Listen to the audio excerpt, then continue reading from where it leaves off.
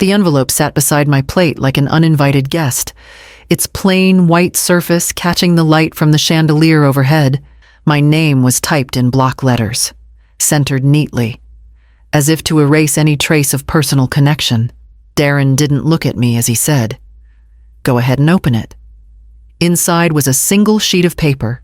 Rent $1,800 per month. Utilities included. Household contributions included. Due on the 1st. Late fees apply. I read it twice before the words made sense.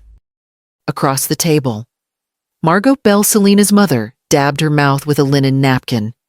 She'd been living here for over a year without paying a cent. My voice caught in my throat before I managed. "This is for me." Darren kept his tone even, like he was reading a weather report. "It's fair. Mom, you're using the guest room, eating meals here, sharing the utilities. You have steady income. It's time you contribute properly." Selena reached over to refill Margot's wine glass. "Besides, my mother helps with the kids. She's earned her keep.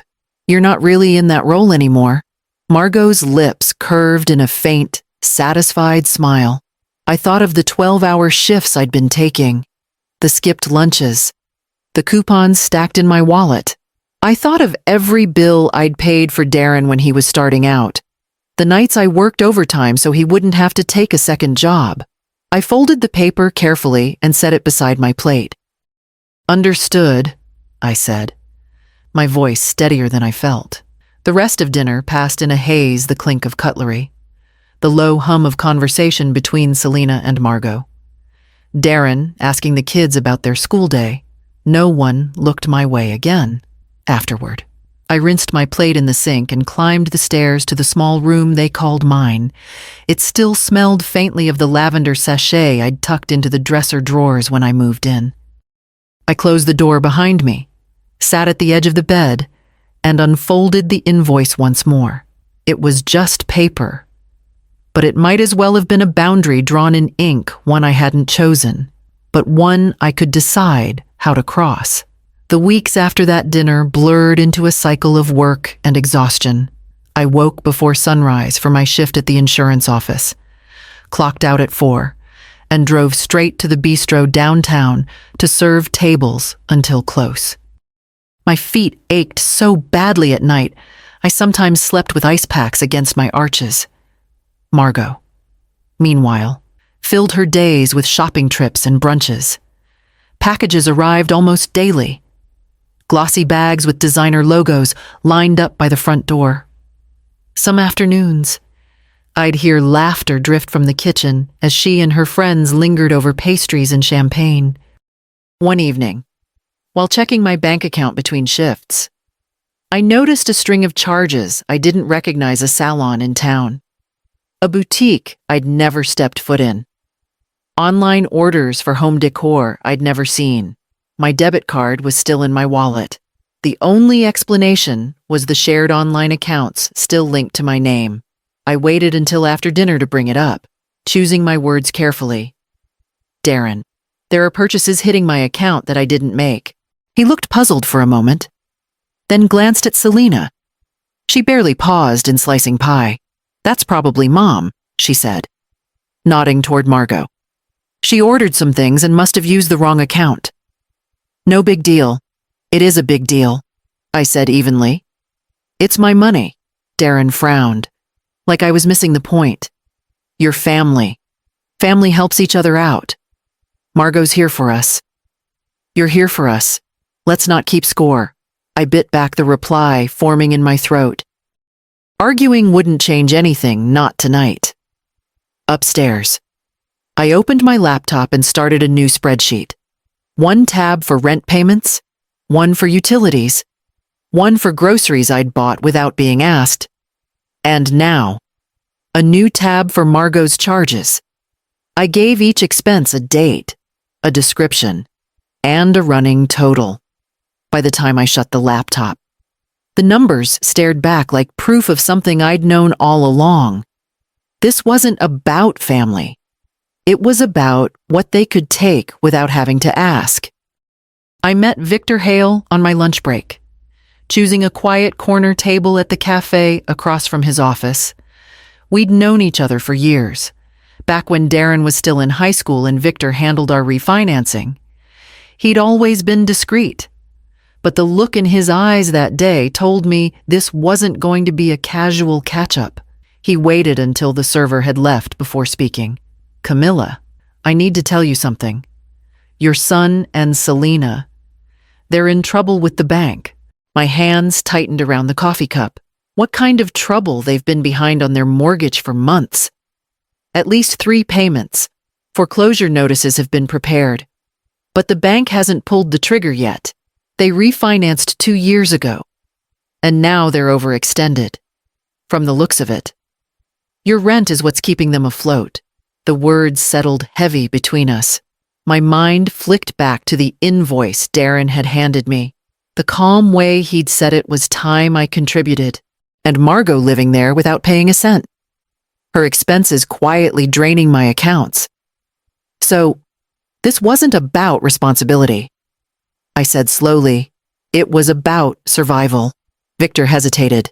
"I'm telling you this because you deserve to know, and because, if you stay, they'll keep leaning on you until there's nothing left for yourself." I sat back, letting the bitterness rise and ebb.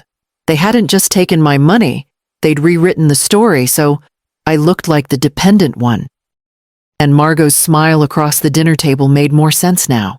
She wasn't just comfortable. She was protected. By the time we parted, my coffee had gone cold.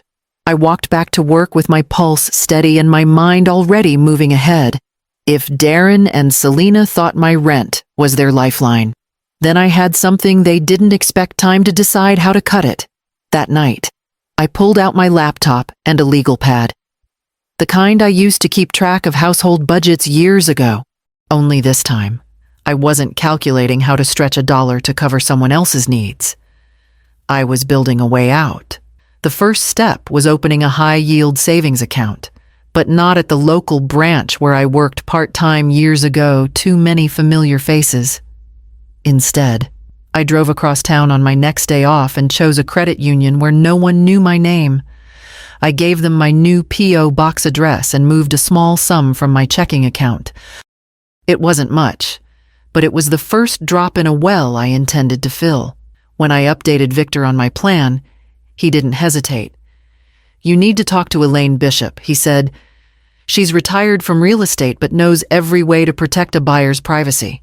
Elaine met me in a corner booth at a quiet diner, her silver hair pulled back, eyes sharp behind thin-rimmed glasses.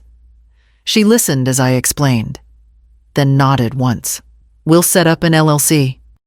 You'll be the sole member, but your name won't touch the property records. From the outside, it'll be Vanquish Holdings." Nothing more. I smiled at the name. Vanquish. "You said you wanted to end something, didn't you?" In the weeks that followed, I funneled every spare dollar into the account double shifts. Overtime hours. Even the tips from bistro customers who barely looked up from their menus. Late at night, I scrolled through listings of coastal villas, each one a piece of a life I'd almost forgotten I wanted. Wide balconies, sunlight spilling through tall windows, space for an art room. One property in particular kept drawing me back: white stucco, pale blue shutters, a wraparound porch facing the water. I bookmarked it and closed my laptop, my pulse steady. It was too soon to move, but not too soon to plan. The day I would. Margot's change in tone was subtle at first, a raised eyebrow when I came in late from work, a sigh when I left dishes in the rack to dry instead of towel drying them. But soon, she stopped pretending. One Saturday morning, I passed her in the front yard, talking to Mrs. Flanagan from next door. Margot's voice carried just enough for me to hear. "Well, you know, it's not easy having extra people under your roof. Darren's been so generous, letting his mother stay. She does what she can." "Of course." She glanced at me then, her smile thin and satisfied. Inside, I heard her on the phone with a friend. She means well, but she's not really independent. Darren takes care of her. Some people just need more help than others. The words slid under my skin. But I let them settle there, cold and sharp. If Margot thought she could shame me into leaving on their terms, she didn't realize I'd already chosen my own. I started taking small steps, careful ones. A box of books disappeared from my room one afternoon, tucked into the trunk of my car and delivered to a storage unit on the other side of town. The next day, it was a suitcase of out-of-season clothes. No one noticed. Darren was consumed with late-night calls in his office, and Selena had joined Margot on her mid-morning shopping trips. I even managed to remove the old cedar chest at the foot of my bed, the one that held my art supplies, photo albums, and a quilt my mother had sewn under the excuse that it needed refinishing. Margot made her comments daily now. Little barbs dressed up as conversation? It must be hard. Not contributing the way you used to when you had your own place. I'd smile politely, knowing each word was another brick in the wall between us. At night, I lay in bed and mapped the days ahead, timing my moves so that when I left, it would be final.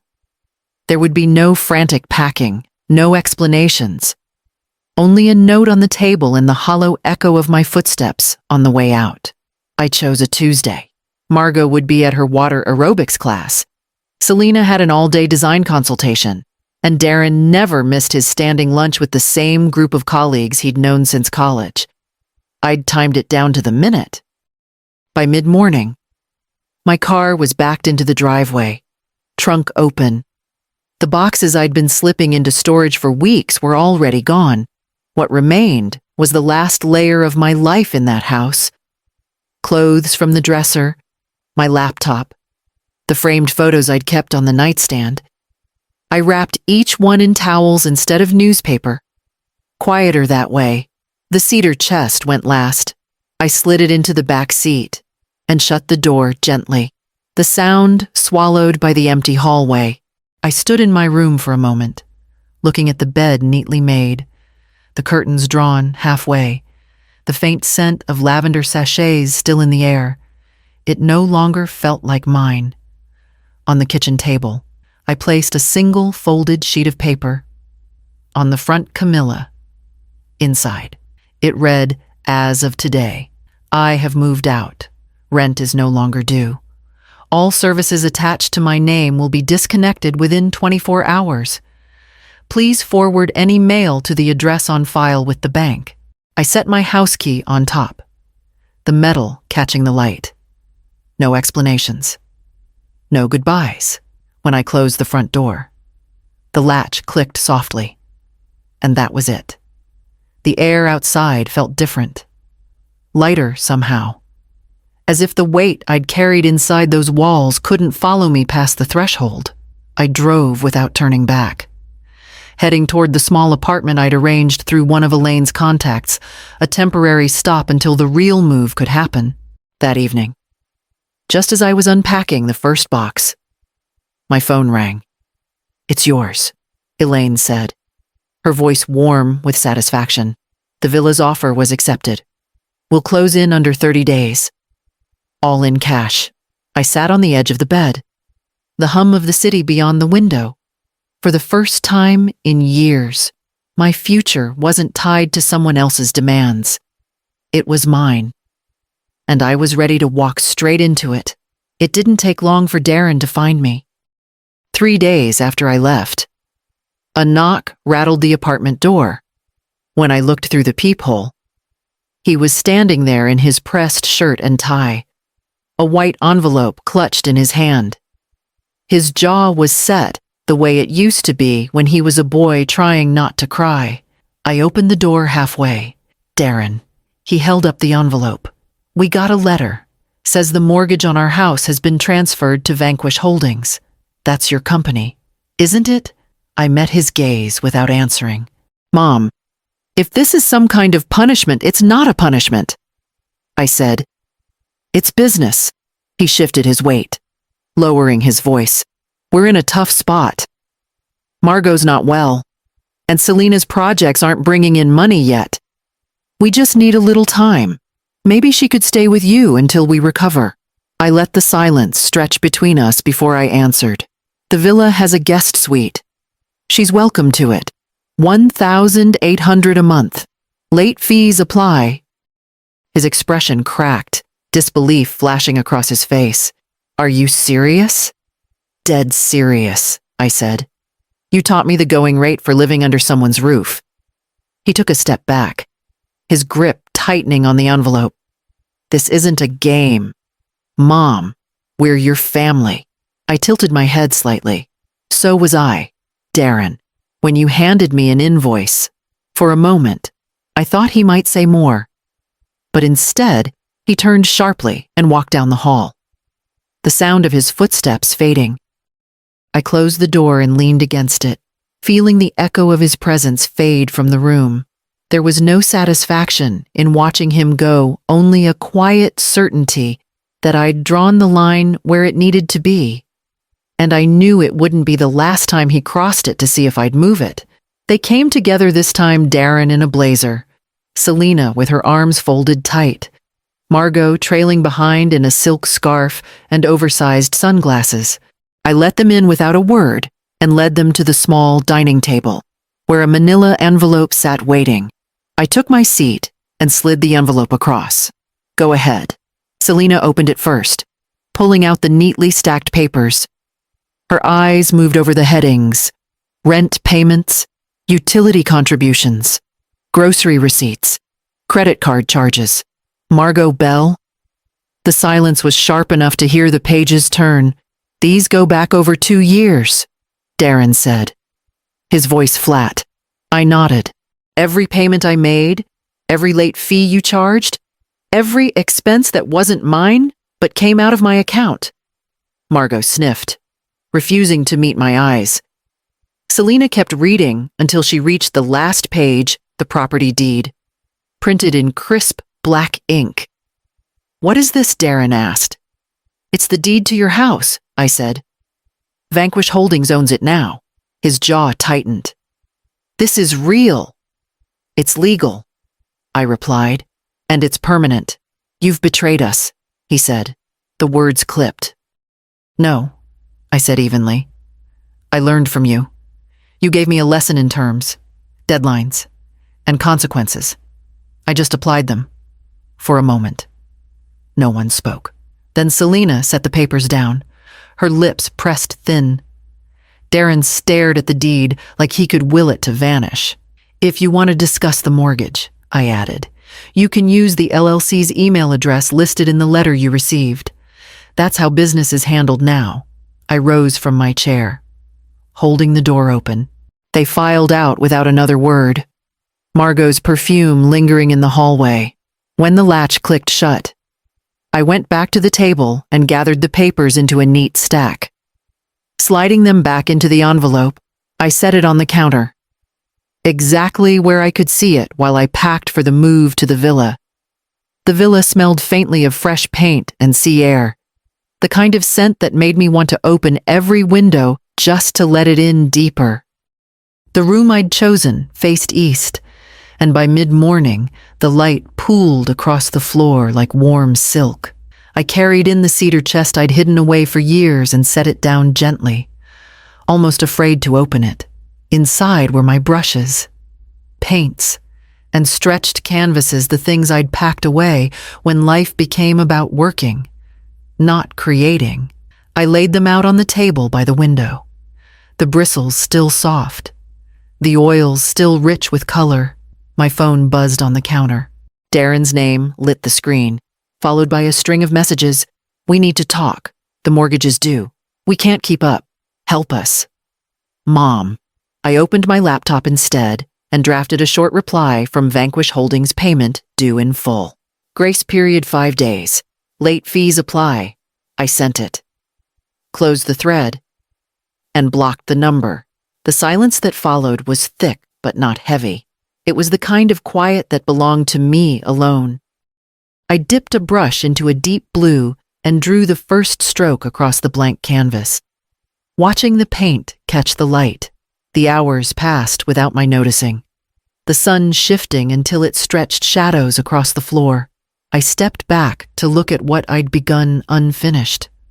But mine, the kind of beginning I could choose to keep, change, or paint over entirely. When the last bit of daylight slipped away, I rinsed the brushes, set them to dry, and knew I would be here again tomorrow, ready to add more. Weeks passed before I heard from Margot directly.